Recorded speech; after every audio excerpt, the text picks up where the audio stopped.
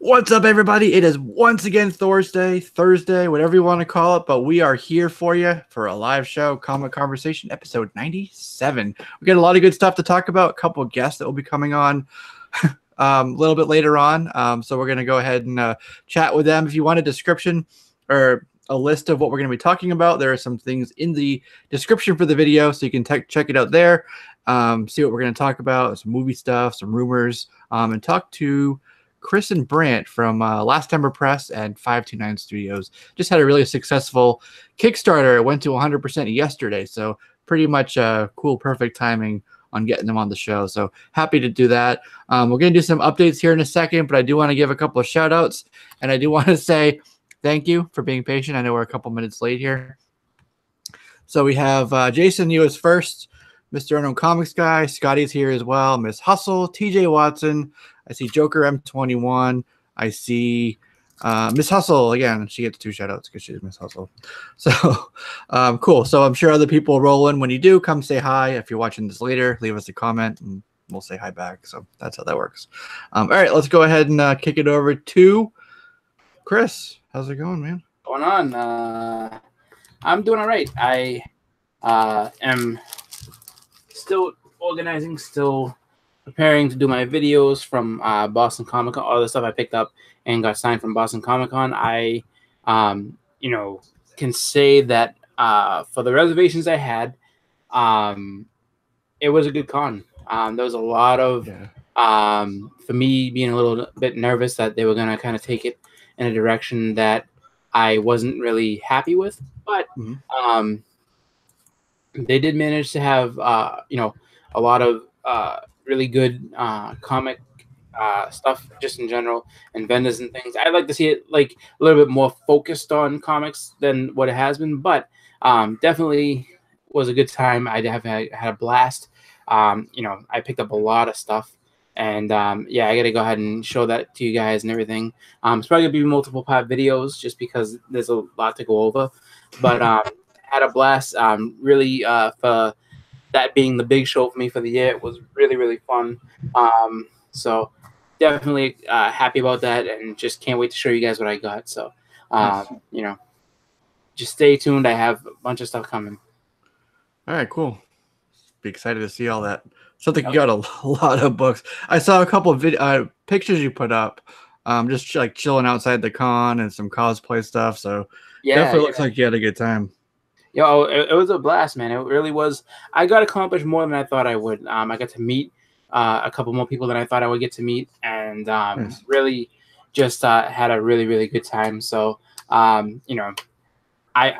have more videos. More pictures that I need to post up on Instagram and things like that, just to show everybody, like, what it is I got, and just like, different things that I went through and all that. So, it's just been, like last weekend.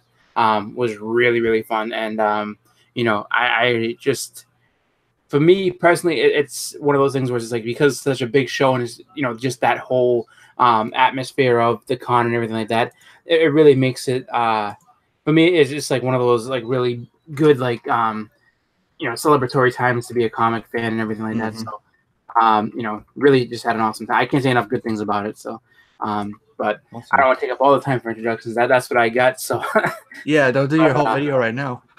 I know. Cool. All right. So let's go over to Edwin and see what Edwin's been up to in the past week.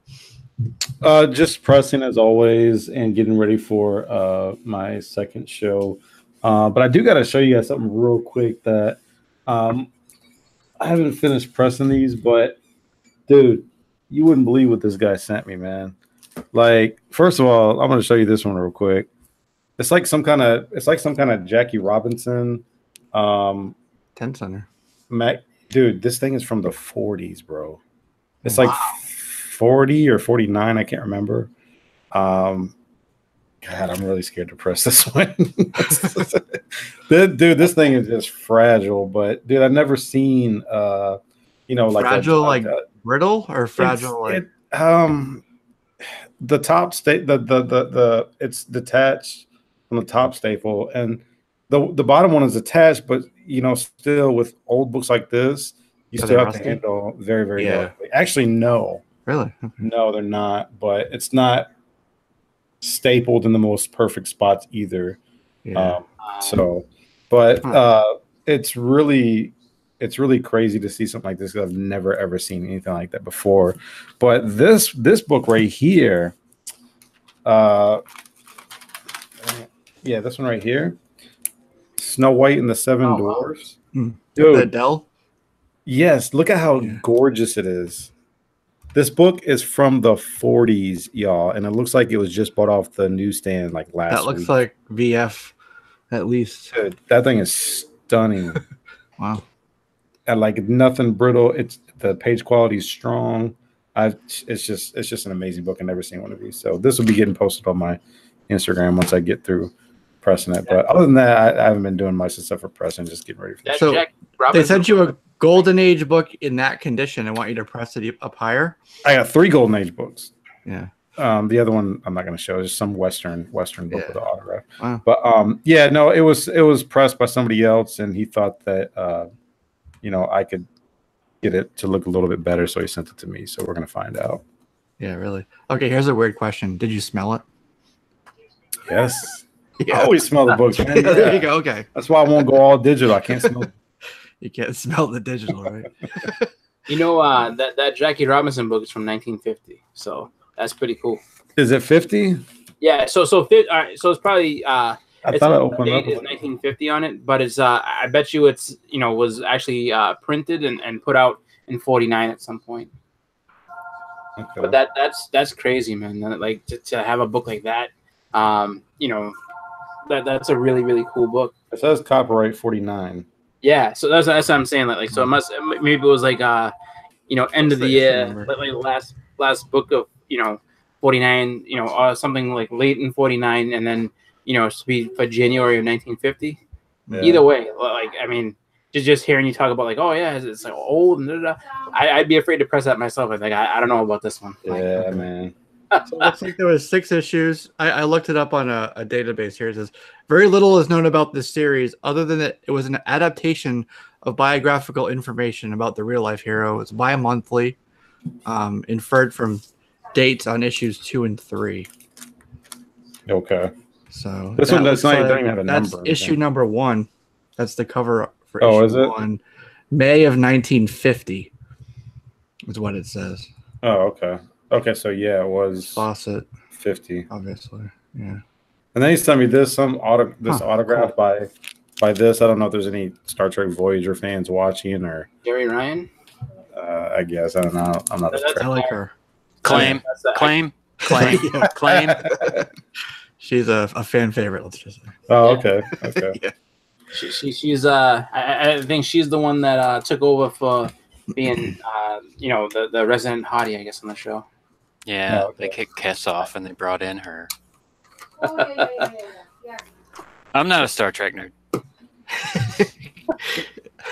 She reminds me of I forget her name, the one from Battlestar Galactica. Kind of like her. Do you know her name? Six. Yeah, 6. Yeah. She looks 6. like a little bit like that. Mm-hmm. All right, Justin, what's going on in the comic book world for you in the last week or so? Not a whole lot. Writing reviews over at Comic Frontline along with yourself there.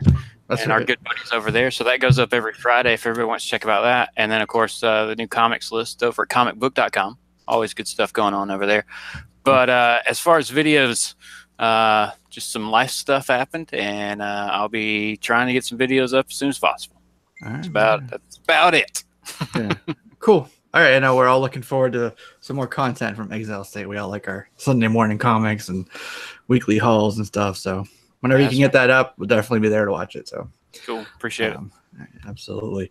Okay, so Chris and Brant, I just got a notification. They'll be here in a few minutes, so whenever they pop in. So we did have some other topics to talk about. First thing I wanted to ask you guys, it just came out. I saw it this morning, actually, but they have a new trailer for Iron Fist. The second season of Iron Fist. Jesse? No. Did I stop? What's that? It still says I'm presenting. Stop presenting. There we go. Fixed. Okay, so Iron Fist season 2, they have a trailer out now. I haven't seen it. I gotta check that out. Okay, you know what? It looks, in my opinion, much better than the first season. I was really not a fan. In fact, season 1 for Iron Fist for me was at the bottom of the Marvel Netflix shows. So really was not a fan of it. And the whole thing with it was the martial arts, which, but that's for a whole other show. So they have a season 2 now with Davos. You get to see him a lot more. You get to see the actual Iron Fist a lot more, the glowing and everything. And a couple scenes where he's fighting. So it looks like they got the choreography much better. So I'm very happy for that. And it definitely has like a better feel to it. It's not just him like finding himself and stumbling along, just came into Manhattan or whatever, or came into New York. He's actually like owning being Iron Fist now. So it seems like we'll get a lot more action and hopefully a lot less of the whole like boardroom drama that we got in the first season. So that's what I got out of that 2.5 minutes. Nice. So yeah, that came out. I think it came out this morning.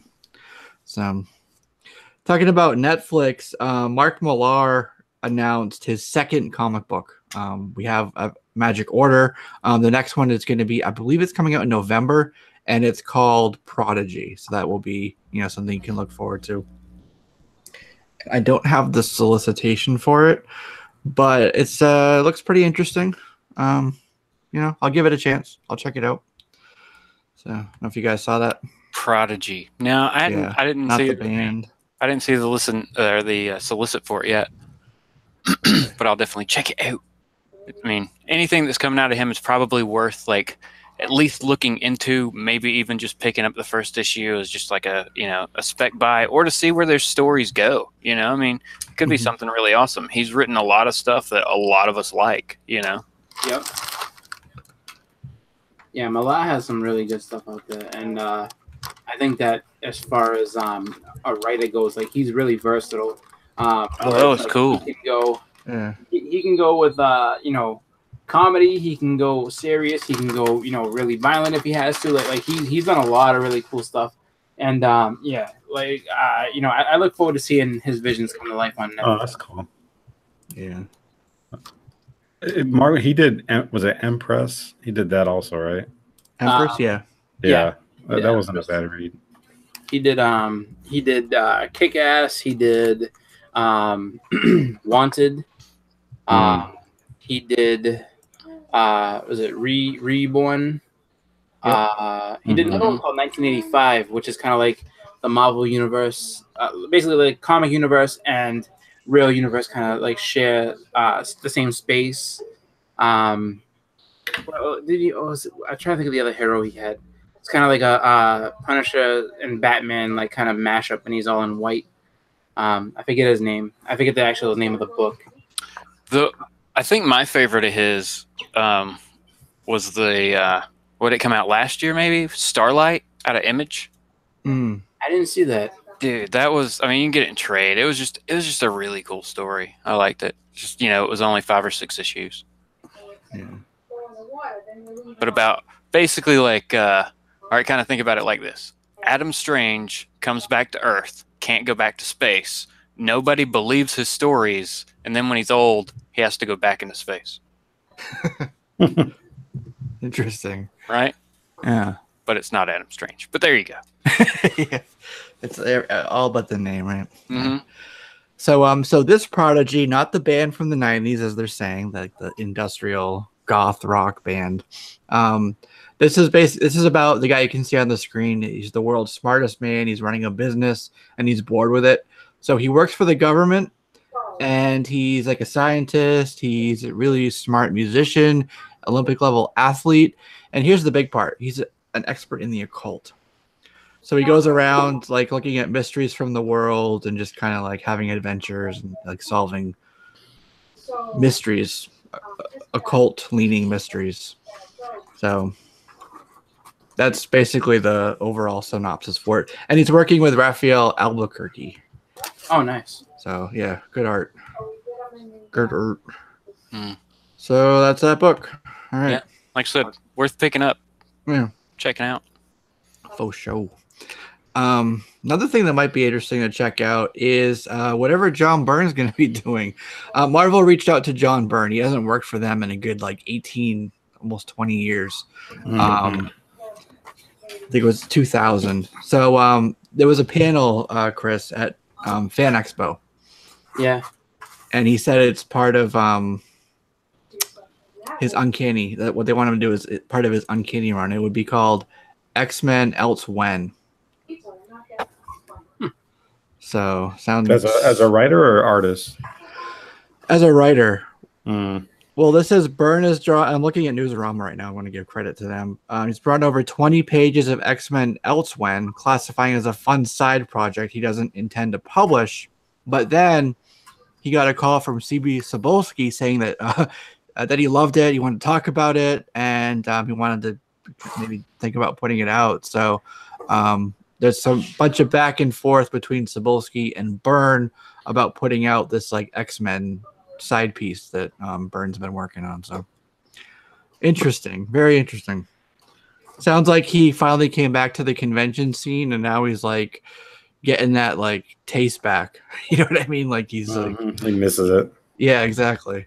It makes sense. I mean, just that's like anything else. That's like when you have old athletes that kind of go and an alumni or whatever it is, like some type of game where it's just you've been away for a while, and it's oh, you know what, I want to get back into this. I've been, I don't know necessarily if he missed cons and all that jazz, but I do think that I do think that when it comes down to it, and he knows what he can do, and he knows what's going to get him, I guess the most fun, the most fanfare. And when you think about it, I mean, him and Claremont didn't really finish their run the way that it was supposed to finish. He left early because he was just angry that Claremont was changing up the stuff that they plotted out together. He would just come in and the dialogue would be different. He's like, what the hell, man? That's not what this said earlier. Why is this changed? So, I think that kind of gives him a little bit of closure. And it's actually kind of fitting, too, because Claremont got to do the same thing with the Jim Lee X-Men that he was on when he ended up leaving. They let him go back in 2000, it was either 8 or 9, and, do his was X-Men Forever. So, I mean, it's only fair to let Byrne go ahead and do some stuff that he wants to do, with the X-Men. And, hey, with Marvel having the money that they do and the X-Men property back, I mean, why wouldn't you want to have, one of the guys who is involved in the best run of X-Men comics ever to get back into it, Yeah, because Claremont was only on that run with Jim Lee for 2 or 3 issues, and then he was gone. Yeah, he was on for the first, I think it was 4, and then he got pretty much out. But what the Uncanny run, people say it could have gone on for a good 10 or 15 years if they had let it. Didn't Lobdell take over that? Scott Lobdell? Yeah, I think. The writing, I think so. Yeah. There was a bunch of overlap there. Lee and Williams and Lobdell and Byrne, Claremont, all those guys. I don't know. Yep, they all jumped in at one point, but I think it's a good thing. I'm excited if he's going to come back and do some stuff, just because I mean, his art is really good.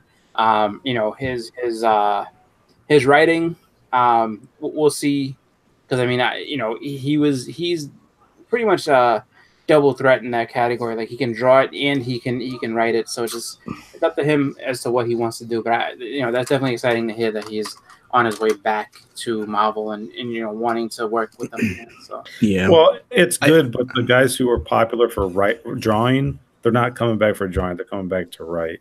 And I think that's one of the reasons why people enjoyed seeing them, was because of their artwork. So I don't know how excited people are going to be. I hope him coming back is also a sign that his attitude towards the fans has changed a bit and towards his peers.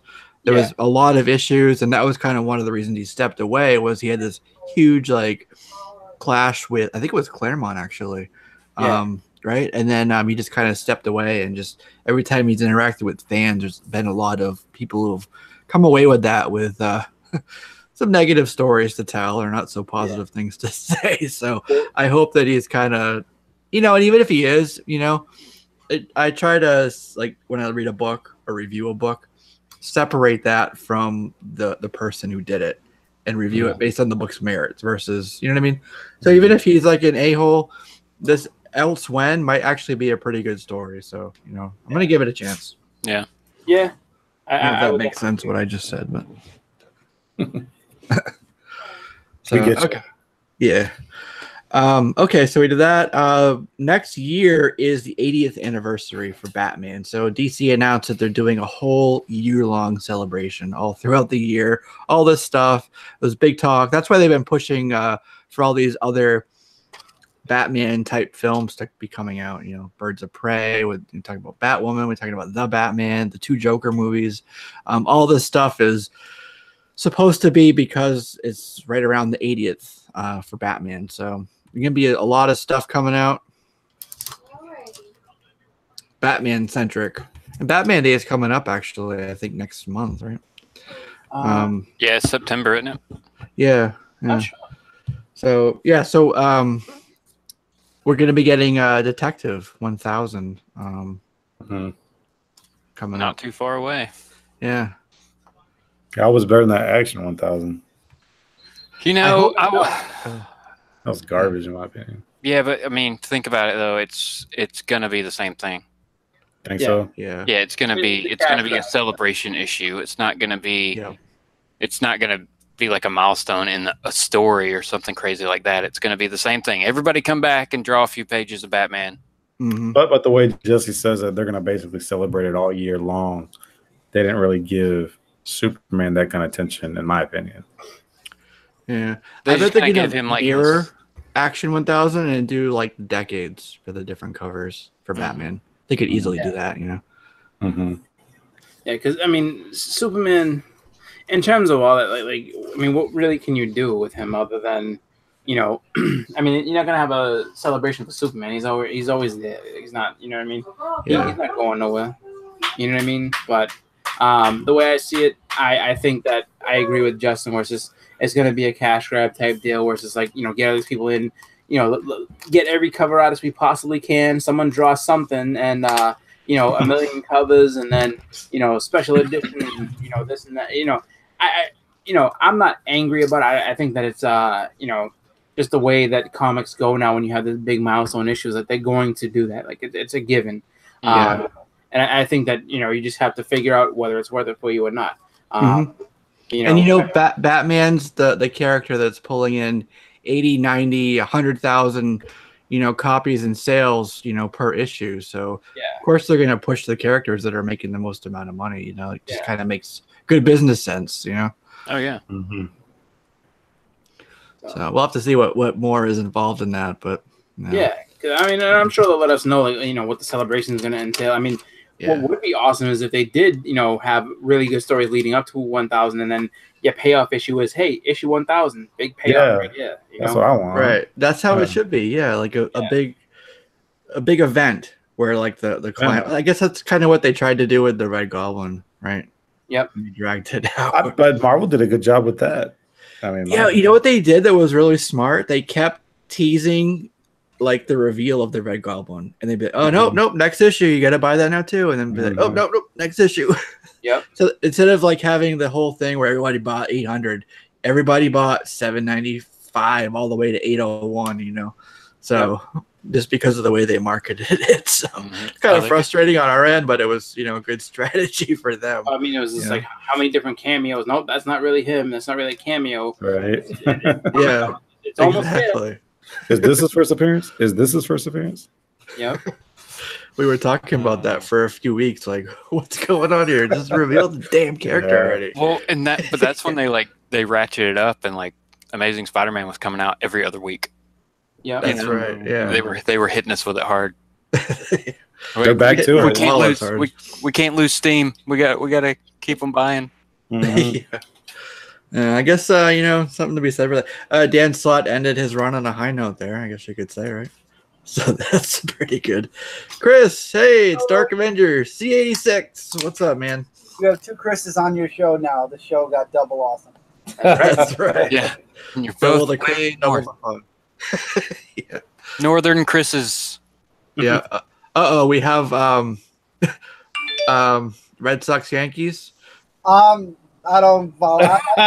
No. Okay, good. Start some trouble up in here, man. Can't really go with that one. This year it's just like it's a lot going on with both teams are good, but Red Sox are just I don't know they're putting it on right. But right now, my mother is in the other room watching the Patriots. So it's just, watching. That's why if you see me like looking over, oh okay, just checking it out. So, but yeah, just no need to even bring up Red Sox Yankees. It's just get some comics. Yeah. The Patriots blow. Hey, wait a minute. That's not what this show's about. That's a different The show. Braves are the best, Joe. What? First place. I see Brant. We're talking about football. Yeah. Surprise, it's a sports show. You didn't know. Yeah. He's like, sign up. All right, cool. So I'm glad you guys are both here. I've actually been meaning, and I think I said this to you, to reach out to you guys for a couple of weeks just to get you on the show and talk about, pretty much everything, in terms of like Last Ember Press and what's coming up. And I finally got to send you a message, and it's actually perfect timing because yesterday, Kickstarter for the new book hit 100%, right? Fully funded. That's really exciting. You guys must be really thrilled about that. That must be an awesome feeling. Oh yeah, totally. It's always great. This one was a little different because it was an all ages thing, and we weren't sure if we were gonna have the audience for this one. And it's our third successful Kickstarter, so we're over the moon about it. So. Nice, you're on a roll. Yeah, cool. All right, so I'm familiar with it. I know the guys on the panel are, but for the folks watching who may not be familiar with Last Ember Press, do you want to give a little intro on it and say kind of what books are involved? I know you have a couple different kind of sort of subsets, and then Chris obviously has 529 Studio that's a part of it. So do you want to give a overview for folks on everything you got going on? Yeah, sure. Last Ember Press we founded in 2015, launched with a couple of books. We've got 5-6 titles out now. Like I said, we did 3 Kickstarters. We do like a range of genres and stuff like that. We have a few imprints, including Chris's, which is mostly superhero. Mine's kind of modern urban fantasy, I guess you'd call it, because there's like mythology and stuff like that, and that's where the Last Ember comes from. And then we have the all ages imprint, which is where all our young stuff goes, like fairy stories. Nice. I've got visual aids here, but yeah. So we founded it because Lisa and I we've both been working freelance. Me as a letterer, her as a colorist for years, and we wanted to do our own stuff. We were like, we're tired of working for other people, which we love working with the people that we work with, but we wanted to get our own stuff out there. So we launched the company, brought in a couple of friends, and been slowly rolling out books. And now we're starting to pick up steam. We've got the first issue of Ember 0 and 1 are done. Pneumatic Cases, we've got the second issue almost finished, and Celestial Falcon, we're in the midst of getting issue 2 out for that as well. Nice, very cool. So you write predominantly, obviously editor, and you're the owner of it, but you're kind of the writer for the stories, right? How long have you been writing? Go ahead. I have been writing. I actually started writing in college. I was an artist before that. I'd been drawing since I was like 6, and I wanted to be a comic artist. That was like my dream until I was about 19. And I just realized my skills weren't up to snuff, and how, I don't know. At that point it was like, for me, I just got tired of the grind. And when I got in college, I fell in love with writing because I had this really awesome English teacher who took a liking to me and like just kind of took me under her wing. And I was in like 4 classes with her, and she just thought I was talented enough to take some extra time with me. I almost actually ghost wrote a book for her. It didn't work out, but I just kind of fell in love with writing, and so I've been writing ever since. Nice. Yeah, I used to draw and write, and then I realized I was more of a, I'm going to use the word talent, but it's debatable. I was drawn more towards writing ultimately than Same. Art, but both good skills, right? So yeah. Cool. And I know Chris, you're part of Last Ember Press as well. I know that happened, last year? That it kind of merged? I approached Brant when he opened Last Ember Press. I approached Brant pretty close to the beginning. I think they didn't even have like a full lineup yet, and I mentioned my book, and Brant said definitely. I was one of the first four books that were in the works. First five. I think. Five? It was first five? We were going to launch with 4 books originally. It was going to be Pneumatic Cases, Last Ember, Fireside Tales, Celestial Falcon, and Fairy Stories. Yeah, that was a Fairy Stories. Yeah. I mix Fairy Stories and Fireside Tales together. Cool. Yeah, so we were going to launch with 4 books. We ended up only launching with 2, and the other 2 got delayed because of various reasons. And the 2 that got delayed happened to be my book and Lisa's book. My book was actually the last of the 4 to come out. It didn't come out till a year later, I think. So, oh well, it's out now though. It's out now. That's what counts, right? Yeah. So you've done 3 Kickstarters so far, right? What does it take to get that started? I mean, there must be a lot of prep work for that, or you just kind of wing it. I doubt you do. I'm just throwing that out there. But. In my case, I joined this thing called Comics Launch, and it's they have a podcast and they have this course and everything. And when we decided to do Kickstarter, an old friend of mine is the guy that's behind Comics Launch. I used to work with him on a comic website, and I knew him. I knew his credentials. I knew he knew what he was talking about, and so I kind of took some of his advice and kind of jumped into the course a month before we launched our first Kickstarter. So I didn't really get to absorb the course as much as I wanted to. But what I learned in there was obviously that it's a lot more work than you think. You can throw it together, but I think it requires a little bit of audience building beforehand, and kind of having a little bit of a network that you can dip into. Pre-launch strategies like advertising and promotion and things going on shows like this, and talking about it. And then, of course, the design elements of getting your page looking pretty, looking attractive, looking like people want to check it out and see more about it, and a decent video, stuff like that. And of course, the actual book, getting all that done. So there's a lot of work to go into it. And then once you're actually in Kickstarter mode, it's constant promotion, constant talking with backers and trying to get more promotion out there. So it's nonstop until the end. Yeah, it must be kind of nerve-wracking as you're watching the timer tick towards the deadline. It's like, oh my god, totally. Especially with this last one. Yeah, it was down to the wire, wasn't it? Well, like a couple hours or so. Yeah. We were 100 short a couple hours before, and I was like, oh man, I don't know what's gonna happen, but it pulled through. Nice, that's awesome. So I know that I believe you work on Celestial Falcon with Chris, right? I co-wrote it. Yep. That's right. So what's it like, because you're in Texas, he's in New York. What's it like collaborating on a book where you're in 2 different time zones? Time doesn't matter to us. We're up all night long. We are. Sleep, we're writing. We're writing till like 3 a.m., 4 a.m., whatever. It doesn't matter. Yeah. We're weird. But, Chris and I have been doing live shows together and videos together for 6 years now.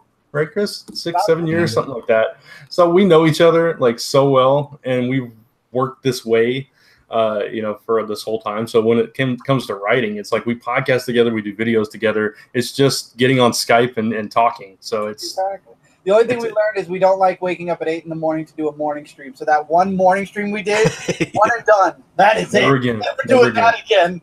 Yeah. The only way it's morning is if it rolls over from last night, right? Exactly. Yeah, exactly. Yeah. Like the watch parties, right? Yeah, it just never ends. Oh. All right, so I saw a comment here. Legend Storm is trying to create a book. He's got a character he's thinking about. So that's pretty cool. And then he says that Chris and Brant are night owls. So yes, we are. I always have been. I mean, like when I was 11 years old, I was up till 2 o'clock in the morning. My parents didn't know it, but I can't. I can't sleep at night. Even in high school, I worked like when I was 16, I took care of my little brother. My brother he's 15 years younger than me, so he was 1. And so I would go to school. I would come home, watch him for 4 or 5 hours, go to work until 1 o'clock in the morning, come home, do homework, get about 2 hours sleep, and get up and go to school. That's the way I was. That's the way I've always been. Me too. I got like 2-3 hours sleep. That's all I needed. Yeah. It's just, I need a little more now. I'm a little older, but I still stay. I was trying to think of how to say that and not age myself. It catches up after a while. Yeah, it does. Yeah, it does. Or you just lose your weekends because you're sleeping all the time. Yeah, Saturday. Yeah. Mm-hmm. I have an office job in my 9 to 5. I'm gonna be tired all day. Get out, come home. Like every day, I'm like, man, I'm so tired. I'm gonna go to sleep early tonight. 11:30, 12 rolls around. I'm like, damn it, I did it again. Yeah. I have a quick question. When does the last Ember come out? Because I know I backed you guys, but I haven't really been keeping in touch with everything. So I don't remember any notifications about when it's going to actually be sent out to everybody. Okay. Yeah, actually, it's finished. I've been I put out the notification. Sent out surveys last week, and I've gotten like 75% of them back. So you probably have one somewhere in your inbox. If not, let me know. But okay. Yeah, it's done and it'll be out soon. We're just waiting to do the thank you page. So we're trying to get all the surveys back so we can get all the names in there. Okay. And then it'll start going out. I got to look for mine then too. Yeah. Whoops. It's there somewhere. Cool. Check all the folders. So right. They've been trickling in. I thought about putting out an update, be like, all right, you got till Monday night or you're not going to make the page. That's why I need a timeline. I'm going to search my email now. Kickstarter lets you know when you log in that you have a notification. You don't have to That's check true. your email anymore. Oh, that's right. Yeah. Yeah, right up at the top, there's a little red indication, right? Yeah. Makes you think you've done something wrong. It's like, oh, it's just this right. Stop yelling at me. Oh, wait. We have a question from Mr. Unknown Comics Guy. He asks both of you, where do your story ideas come from? Do you jot the notes down on a napkin, or to develop them later? Or do they just like pop into your head? Is he specifically talking about the books we're writing now, or just in general stories? The general stories. Yeah. I mean, Brant and I've had so many discussions with Brant. We had to stop ourselves because I would come up with a concept for a really good story, and Brant would get super hyped for it, and then we'd realize we already have 5 books out that we need to finish first. So it's like, okay, we're going to put that idea. It's great. We want to do it, but we're going to put that on the list. And that list, it grows. But as far as Celestial Falcon, I was leaving high school prematurely. We'll call it that. And I had friends who were very deep into anime, and I had written the character previous, and it was very anime-esque, but it was a little bit of a copy of several animes. So I decided I wanted to create a character that was kind of unique and original. So I sat down. I only wanted to write one story. My grandmother was my proofreader at the time because, believe it or not, back in the day, we didn't have spell check. So I let my grandmother check my work. Now you're dating yourself. I don't care. I know how old I am in heart, not in mind. That's right. So Something like that. Something like that. You be quiet, you. So what happened was she finished reading and she's like, okay, so what happens next? I'm like, X. She's like, yeah, you created this and you left the reader on a point where I need more. I mean, you tell me you have more. I'm like, I can have more. I'm home. And then several stories later, I'm home. I had left school a year early, and I had to wait a year before I could go for my GED. So literally, I locked myself in my room, and I lived in this universe for almost a year, writing constantly. I'd wake up, and the first thing I think about is ideas for what I wanted to do next. And that's why when a lot of people ask, are you writing Celestial Falcon currently? I said, I'm co-writing with Brant, but I have stories that I've written. I've got so many that we've got a nice outline for. I think me and Brant will, by the time we have to worry about making new stories, we'll be sitting pretty on about, 100, 200 issues? So we'll be fine. Yeah, okay. Brant 200 issues. Let's do it. 200. Wow. So you guys apparently plot out the story pretty far then. in advance. Chris definitely did for Celestial Falcon, yeah. Yeah. I have the plot out. Then Brent and I come back in, and what we're doing is we're making the actual.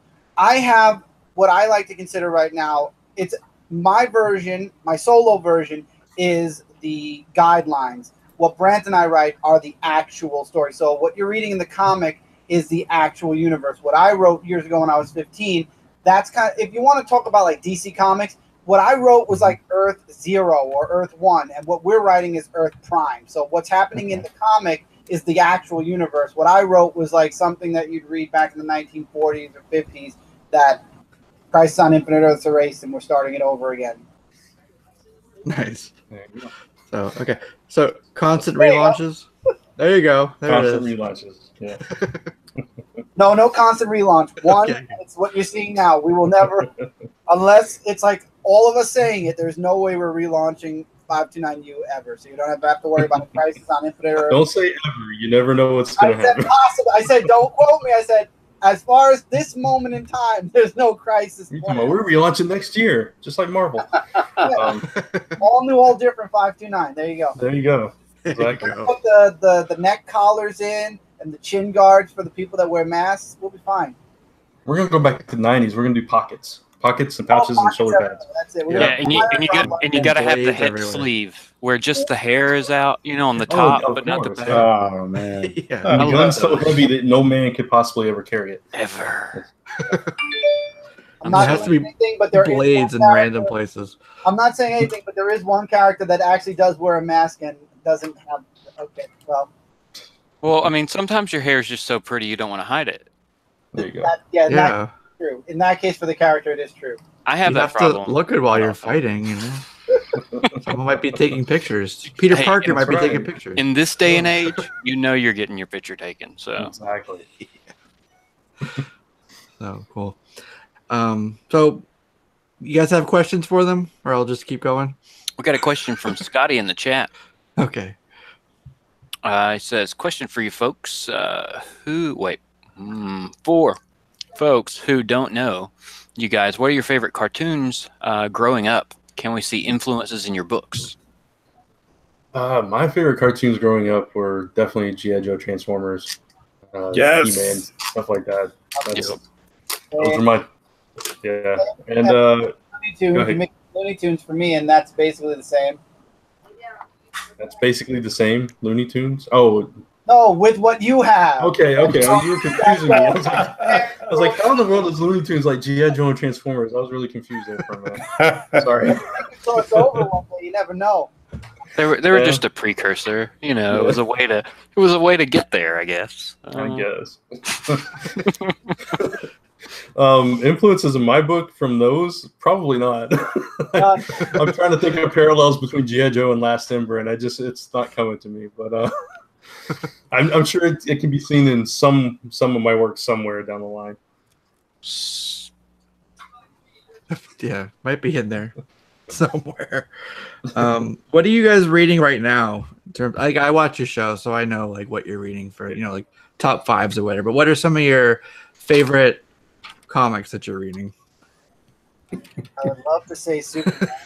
I would love to say Superman, but that's to be determined later on. I'm loving Birthright. I think Brant's the one that told me to read. We had to do it for actually Zone 4, issue 1. I fell in love with that book. I'm really enjoying that. Amazing Spider-Man's good. Oh, I was just saying, Birthright's been a big surprise, because a lot of times Image books don't make it that far. Right. And this book, I mean, they've had, they've only had a couple little breaks from the releases of that one, and it's been solid every time, especially the art. Yeah, it's really good, really solid. Everybody should check it out. Support that, so it never goes away. That's right. I'm actually enjoying Domino from Marvel right now. I think that's a good series. Gail Simone's writing it. I'm a big fan of hers. Paper Girls is good. Justice League. I'm enjoying Justice League a lot. Justice League's pretty good. Spider-Man, of course. I mean, it's the best Spider-Man's been in a decade and a half. Is it mainly were you on Spider-Man before, or did the switch and the change to the title get you to jump back on or get you more excited for it?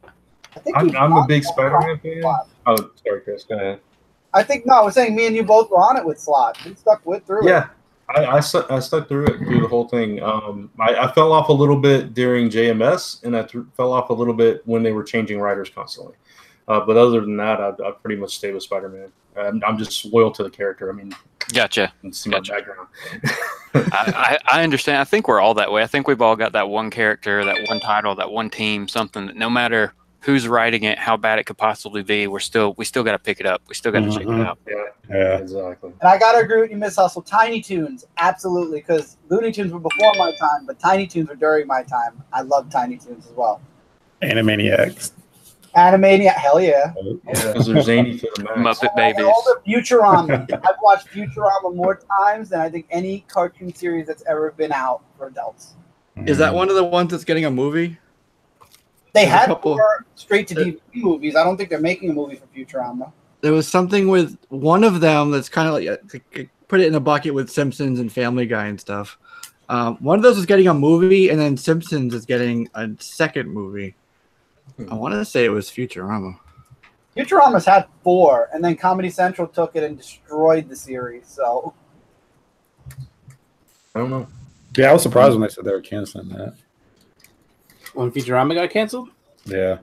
It bounced around so many times, though. Like from the problem. I want to say it was like on TBS for a while, and then after that, like it went to Comedy Central, and then it was just like Comedy Central just reran it into the floor like a million times, and then it was just like to the point where it's just like, you know, how many times can you see it in reruns? Like, I mean, that was like the Saturday mix was like that, Scrubs, South Park, and I think that 70s show.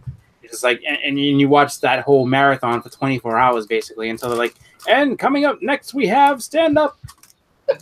Like, you know, like that is tough to watch. And I remember Futurama in the beginning was really good, and then it just kind of like went off the rails and it was just like, not fun anymore. So I don't know if you know, Groening just lost, like Matt Groening lost the passion or what, but just that's one of his, I think, started out successful, but one of his biggest misses, because that could have been a really, really good show had they ended it when it should have ended, or had he just, you know, had the same passion that he's had for The Simpsons all this time. Yeah. I have a question for the two of you. Have you guys done any cons as far as trying to promote your books, or is that something that you think you'd like to do if you haven't done it yet? I would love to. I'm hoping to soon. Yeah, I've done quite a few. We actually, our very first con when we launched the company, we went back to where I'm from, Kentucky, to a con my friend was running, and we kind of debuted there because all my people were there. You know, all the comic crowd that I used to run with were there, and they came out and supported and everything.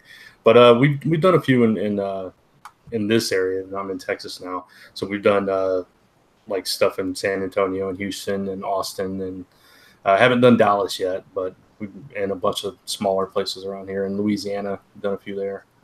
That's right. I forgot you're in Texas. Yeah. Okay. I'd like to get up on the East Coast sometime. I mean, I would love to do a con with Chris. That would be awesome. Oh, that'd be a dream. Yeah. New York Comic Con. Yeah. Well, I think the most likely option would be MegaCon. We just have to get Chris to come down to Florida. Exactly. You don't have to push me. Disney World's in Florida, man. I'm there. Well, you say that. You say that. The whole Comic Frontline 6 have been trying to get together to do a Florida trip together for years, and we almost got half of us there this year. It ended up just being Mike and Kat. And Lisa and I had to cancel, but yeah, it almost happened, but not quite. Well, and I have Tommy also, so I have to also of course plan around the family as well. And Jay's got his job. It's tough, man. Yeah, it is, but hopefully one day. Yeah. So you mentioned Comic Frontline. Comic Frontline's been around for 10, 15 years, it seems like. I haven't even been on YouTube in a while. Yeah, but my point is, it's like one of the original like comic book channels. As far as I'm concerned, it's been like out there since, you know, YouTube. So that's pretty awesome. But what's it been like having that sort of platform to be able to promote with and talk about the books, and as well as just the experience of being YouTubers like us in general? Go ahead, Chris. You take that one. Oh, sure. I got to start this one. I started. That's a broad question on purpose. I started off doing a crazy channel called Brooklyn Boys 13 that sped off into. We had a huge fan base that loved watching our skits. My brother had his own channel, and they're like, "Chris, you got to get your own channel." I'm like, I work Brooklyn Boys. I'm happy with that. No, we want you alone. So I'm like, okay, I love comic books. We're doing a comic channel. 100 comic reviews later, we had Dark Avenger Inc. that we started because YouTube had that issue with I remember that. channels. So I'm like, okay, you want to mess with my channel? I'm making another channel where I'm going to put my reviews up, and I'm going to invite other people. So I'm going to have a group with me. Dark Avenger Inc. became Comic Frontline because we wanted to generalize our name. The rest is all in history now. I mean, we all have our individual channels. I still work on my channel. Brooklyn Boys, we just started back up again. Brooklyn Boys took about a 4-year hiatus. We don't talk about that. But my channel's still going. Frontline, we're going strong, and we've done panels. We've done everything that you can imagine, and it's been a blessing. And honestly, we still to this day have a blast. I mean, Brant and I talk all the time. We've done so many different types of live shows and podcasts and everything, and it all spun out of the little idea of YouTube messed with me, and now I'm going to make another channel to get my 10 minutes back, and I'm going to bring other people on board. See, YouTube, Thank you for making me mad. That's what it all spun out of. Hey, it's a good motivator, isn't it? Oh, yeah. But no, it's really good. I mean, it's real good. Yeah, that's great grammar. Real from good. A writer. It's real good. No, it's a really great platform to have for that kind of stuff. And I've always been kind of involved in comics since, like I said, since college. I've been working in comics in some way, shape, or form. And at the time when I met Chris, I was basically the editor-in-chief, I guess you would say, of a site called Comic Related. I did most of the posting and managing of the articles and all that kind of stuff. And that's kind of how Chris and I discovered each other. Was through Comic Related. He was introduced to Comic Related, then I was introduced to his show, and then he invited me on. No. Lisa introduced me through Zone 4. Then Zone 4. Well, Zone 4 was on Comic Related at the time, so it kind of ties together.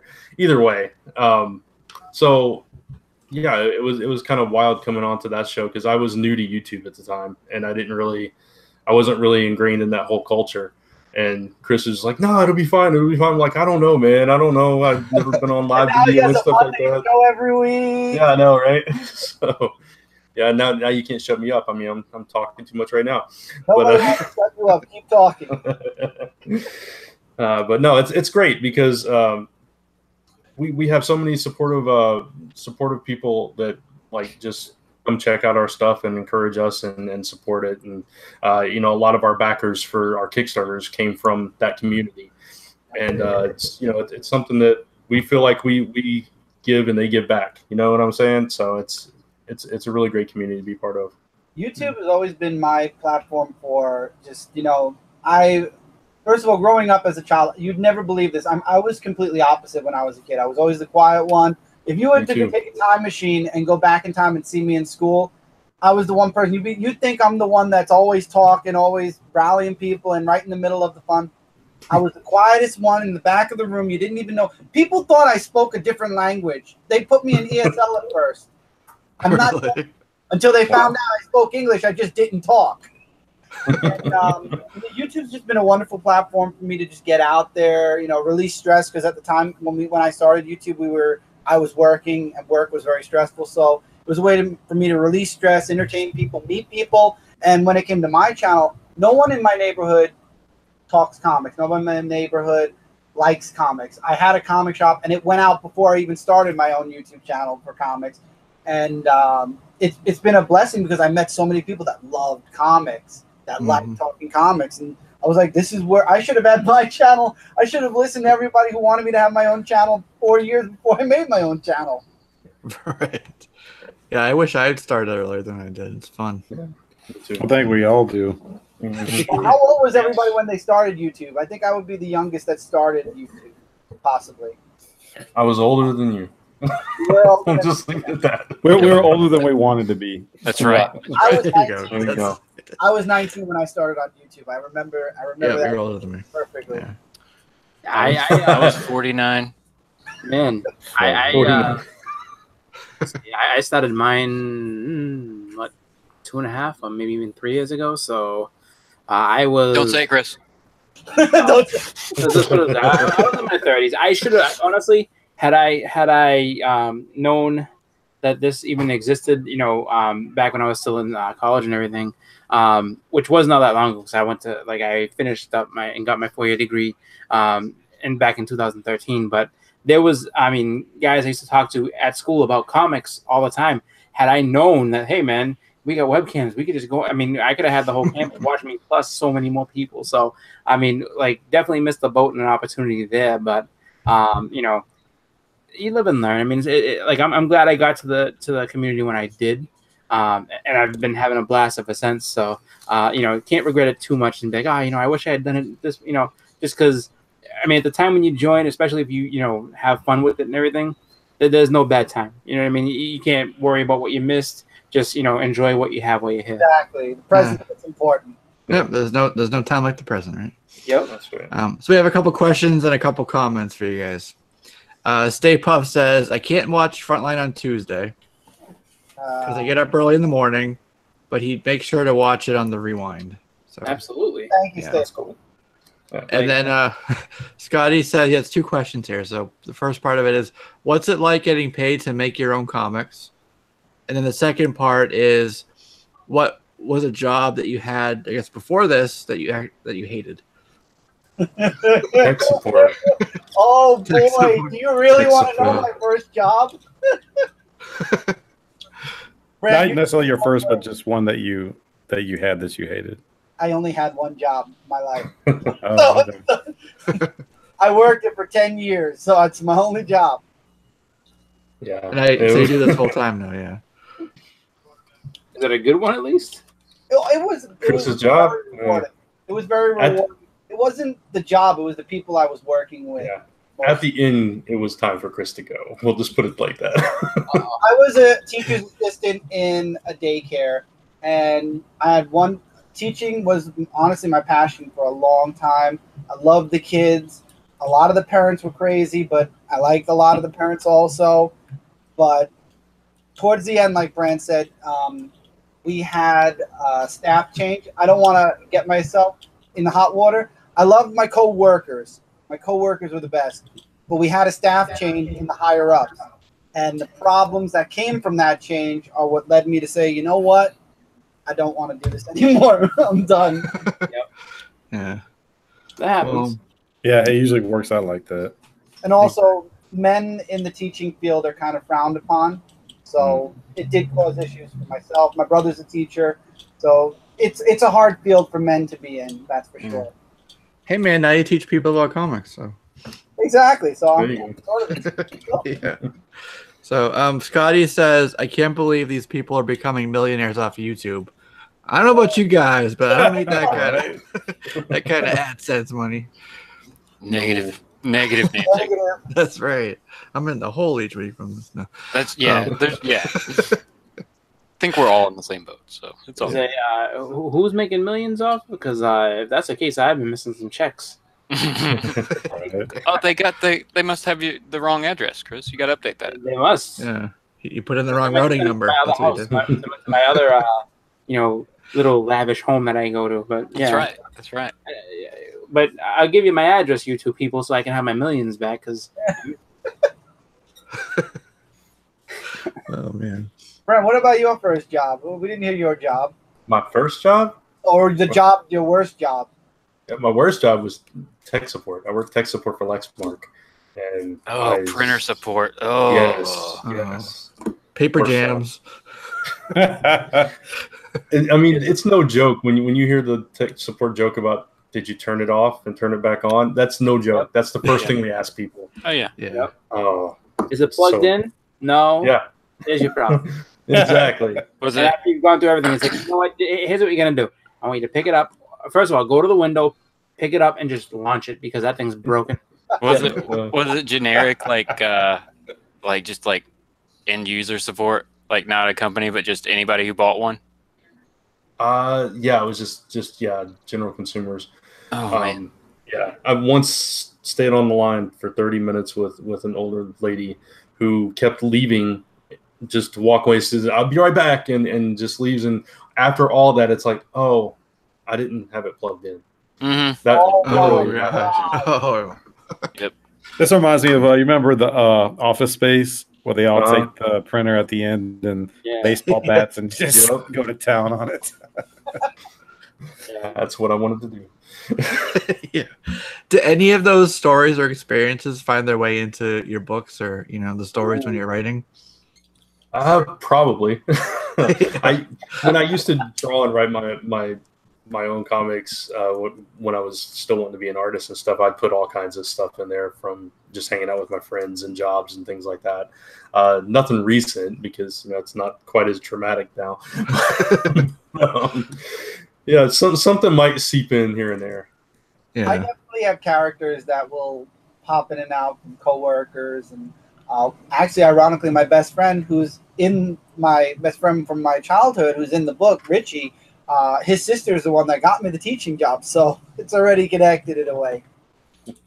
Nice. Yeah, it's kind of hard not to pull from that, right? It just happens naturally or without even realizing it sometimes, right? So, all right, cool. So let's talk about what's next. Kickstarter launch, successful. Talked about, the survey going out. What's next? What can you tell us about what's to come from Celestial Falcon, from 529, and Last Ember as a whole? Chris, you want to go 529? No, you the boss. Go first. I'm the boss. All right. You're the boss, and then I'll talk about the imprint. Yeah. Okay. So Lil Ember, we're finishing up. We got the whole thing drawn and inked, and we're working on colors now. So we're going to wrap that one up and get that one out, and along with the Last Ember. Hopefully, get those out within the next month. And beyond that, Chris and I working on Celestial Falcon. That's the next big project for us. Lisa's working on a webcomic called The Wild that should be out later this year. And we're going to put that up on Webtoons and different places like that. Let's see what else. Kickstarter-wise, we're not sure yet. It might be Celestial Falcon. It might be something else. We're still talking about it. But those are the main things for this year. The Wild and Celestial Falcon and the Ember books going out. Nice. And I'm going to bounce off of what Brad said. With Celestial, it all depends on monies on my end, but either 2 or 3 will hit Kickstarter for sure. Currently, 529 is joining the Last Ember Press newsletter. As I've told everybody, definitely subscribe to the newsletter. First of all, you'll get Celestial Falcon issue number 1 digitally for free for signing up. Issue 2, like Brant said, we are in the works. We actually have pages that we're sending off to the artist already. Again, it all just depends on monies, whether or not issue 2 will hit Kickstarter or not. We're trying not to, but it might happen. There's no guarantees just yet. But there is an announcement that will be coming in the 3rd part to the introduction in the newsletter. Something big that I, unfortunately, am button-lipped about until the newsletter part comes out. But it's big, and it's definitely huge for 529 in whole. So all I can say is stay tuned to part 3 in the newsletter where you'll get some really awesome announcements. Sweet. As far as 529 in whole. But Celestial Falcon 2 is in the works, and we're trying to get it out, like Brad said, as quick as we can. Okay, awesome. So where can folks find you? Website, social media links, or names? Want my address to send checks? Okay, well, first... Well, obviously, lastemberpress.com. You can check that out, and it's at Last Ember Press across all social media. You can find us pretty easy. And we have a Patreon, patreon.com/LastEmberPress. So, yeah, Last Ember Press, and me at Brant Fowler across social media as well. 529.com is pending. It will be up at some point. Till then, you can find me across the board, Dark Avenger C86, on all social media, Instagram, Twitter. On Twitch, I do Dark Avenger Gaming. Yes, I do game as well. I somehow have time in my life to do gaming streams. Also, you can find me Last Ember Press as well, if you want to find me on Last Ember Press. And Brooklyn Boys 13 as well, which is this channel that Mike and I do. We're doing vlogs and taste tests and unboxings on Brooklyn Boys right now. Awesome. So give them a follow. I'm going to put all those down in the description so you can just click on it nice and easy, and it'll take you right to each and every one of those links that they just mentioned to you. Scotty says, congrats, Brant, Chris, and Jay, who helped make the book. Keep doing your thing, guys. So that's very cool. And then Legend says, don't forget to back Kat's Kickstarter. So she's got one going as well. Yeah, part of just launched yesterday. Hers. Yes, that's right. For the trade. For the trade paperback. Yeah, for the trade. Yeah, and it was already over. It was over a third, 33% done, funded. Nice. In 24 hours. So, congrats to her. Yeah. So a lot of things happen with the frontline folks, right? Big things happening. Yeah, it's pretty exciting. It's fun to be a watcher and kind of watch all that happen from this side of it. So it's pretty cool. So continue keeping us posted on what's going on, and doing good things, putting out the good content, and I'm sure all the folks here and the people watching or listening will be following along as well, right with you. So very cool. So that's going to do it, guys, for this show. This has been Comic Conversation, episode 97. We've been talking with Chris and Brant with Last Summer Press, 529 Studios, and it's been a good time. So hope you guys follow them, and like I said, links are down below. We will be streaming this. It'll be out as a podcast on iTunes, SoundCloud, Stitcher, all that. That'll be up tomorrow. So if you want to listen, if you don't want to see my face, just want to hear my voice, go ahead and listen that way as well. So that's how you get there.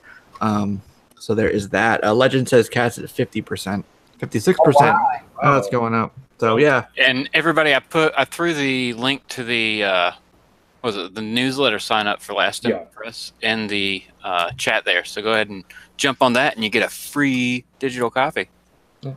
Thanks, Celestial Falcon. That's super awesome. That's right. That's the best way to keep up with all the updates, right? You put that out weekly, right? The update, the every week. Yep. Every week, yeah. Cool. All right. Well, actually, you know what? Before we had two more topics I wanted to cover. Just really quickly, just kind of general news topics. So feel free to stick around for this. Just talk about Tom Cruise as Hal Jordan for the Green Lantern movie. You didn't. Yes, wow, it's complete rumor.